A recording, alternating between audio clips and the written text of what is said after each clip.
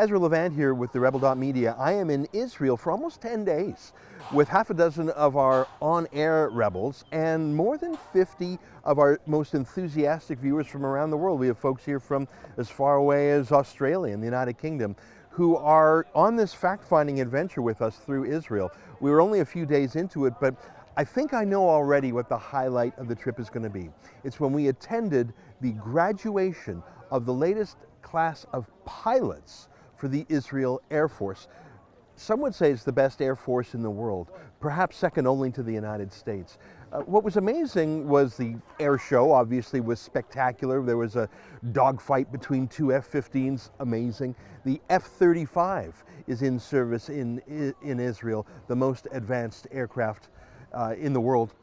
That was neat, that was exciting, and watching the military procession and parade was cool.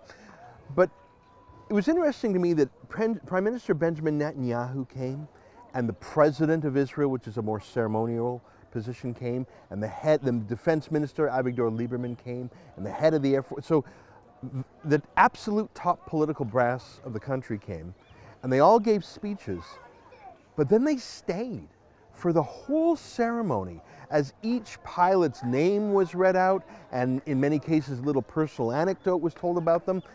And the Prime Minister and the President, who were very busy people, spent all of this time there. And I realized at that point we were the only tourists in the group. Everyone else was a family member or a personal friend of a pilot who had graduated from this most elite part of the Israel Defense Forces. And then it struck me how amazing it was that we were able to come to such a personal event. And yes, the demonstration of the hardware was amazing. It was sort of neat because as there was marches, they showed on the big screen, I don't know if it was from a satellite or from a drone, images from space of the same thing in real time. It was tremendous. But what struck me, besides the sheer thunder of it and the investment in it, was the moral investment that Israel makes in its armed forces. And that was a point that Netanyahu made, is that these are the absolute best people in the country, and the country proves it with their paying for the best equipment, but also giving them all the moral support. These are the people at the highest heights, the top of the social pyramid. And I say that in contrast to Canada. In Canada, where our Prime Minister would not go to such an event, of course. And if he did, what would we be doing? Flying some old F-18s, the ones that weren't in maintenance of that day. And would he tell these people they're the absolute best in the country? And would he stay after his own self-loving speech and listen to the stories of every other pilot there and meet their families? He would not. What was amazing to me is the fusion of nationalism, patriotism, military, and the fact that they're counting on these young people. They're young. As Sheila Gunn-Reid has pointed out in other videos, these are millennials.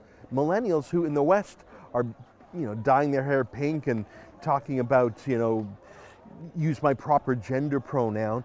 Instead of that shenanigans in the West, in Israel, 18, 19, 20-year-olds are defending the country against real hot terror threats.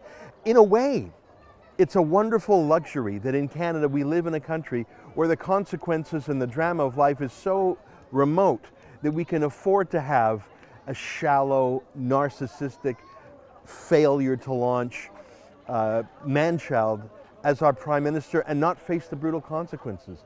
And I couldn't help but think, what if Israel, God forbid, in some parallel universe, were to have Justin Trudeau as its Prime Minister, a man who loathes the military and lets it show, who doesn't give them the best equipment in the world, but rather demands they give, I don't know, their sleeping bags back, as Trudeau did, who says veterans are asking for more than he can give, but gives $10.5 million in his settlement to Omar Khadr.